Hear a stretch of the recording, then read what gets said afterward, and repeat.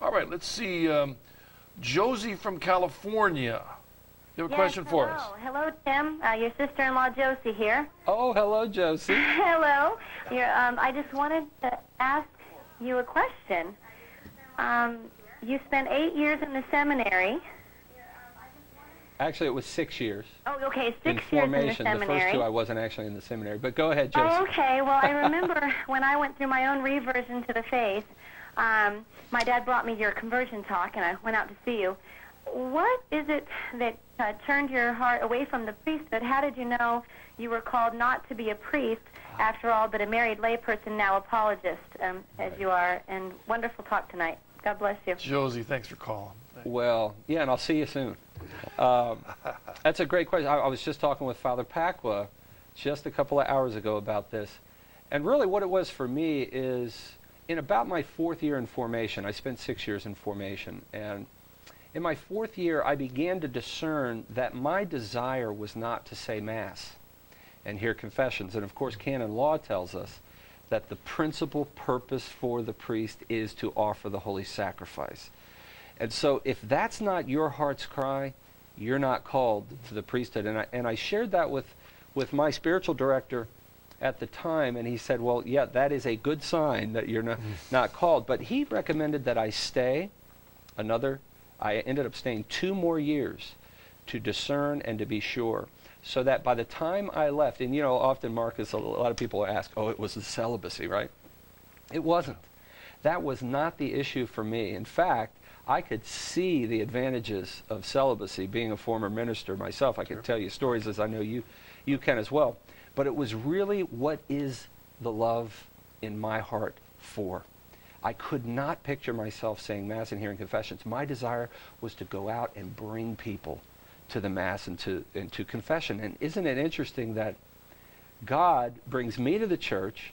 At first I thought I was going to be a priest, but then he brings my brother, Terry, through me, who first wanted to cast demons out of me, and now he is a priest. And I'll tell you what, Marcus, my brother, who's been on this broadcast, you could prop him up in front of an altar and he'd say Mass 24 hours a day and hear confessions. That is the love of his life. Yeah. That's such a key, and that's when non-Catholic clergy come into the church and often assume that priesthood is the next step for them. Yes. They have to recognize that is not necessarily so. And that's, Marcus, that's a great point. Because when I came in, my bishop, wonderful Bishop John Keating, who has gone on to his reward in Arlington, Virginia, gave me permission to enter immediately into formation. I came in Easter of '88. In the fall, I was in formation. Wow. He gave me permission, and Father Jim Gould, who has been on EWTN many times, the best vocations director in history, in my humble opinion. He was absolutely wonderful. He gave me a choice. I could either go directly into St. Charles Borromeo, or I could spend 2 years in a local college studying philosophy and Latin and such. And I ended up doing that with another prospective seminarian, and we entered into a formation program for 2 years. Then we entered in 3rd philosophy at St. Charles, graduated there, and went on to Mount St. Mary's. But I would say, Marcus, the reason why I went in immediately is, well, I was a minister. Now I've become Catholic, well, then I'm going to be a priest. Yeah. And really, I'm grateful to God for that time of discernment. Yeah. Because if I would have been jumped right in, like we used to do in the Assemblies of God, come on up here, brother, and preach, get ordained by a local board of elders and such, that could have been a real mess, because you do need time to really discern what your calling is. All right, Tim, let's assume that there's somebody out there watching right now who is now where you were.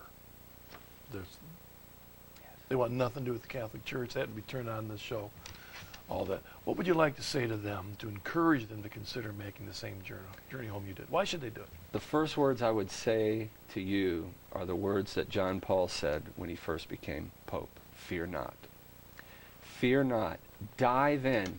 Take the challenge that was given to me 24 years ago by Sergeant Matt Dula. Tim, don't just read books by Protestants about Catholicism. Don't just read Jimmy Swaggart about Catholicism, or Dr. Martin, or Norm Geisler, or whomever. why not examine what the Catholic Church actually says? And he gave me the books to do it. But I would challenge you, take a look. And look, you have nothing to fear because we're lovers of truth. And if you're a lover of truth, you know you're going to dive into Catholic theology and such, and you will find all kind of errors, and you'll be able to help people like me to leave the Catholic Church. But dive in and take a look, and then give me a call at Catholic Answers. You can email me. In fact, that's what we do at Catholic Answers. Give me a call, drop me an email. I'm easy to find at Catholic.com, and I'd love to talk to you about it. All right, thank you, Tim. All right, Mark. Say again the name of your DVD that's coming up. Yes, pretty brand soon. new. We're taking pre-orders right now. It's called Why Be Catholic, and it's available. What do you think? Would that say for a Catholic audience or a non-Catholic audience? What was your target audience? It's really first to educate Catholics, Okay. but you can give it to an atheist, an agnostic, a Hindu, a Buddhist, a Baptist, and there's something in there for all of them. Excellent, excellent. Well, thank you so much for joining us on the program. My pleasure, Marcus. And your work with apologetics. It's a great, definitely a frontline work that's so important, and for all the work you're doing with Catholic Answers and your great apostolate. Thank you for joining us on this program. Hope this has been encouragement to you. Like I said, get the program and slow it down so you get all the quotes. God bless you all. See you next week.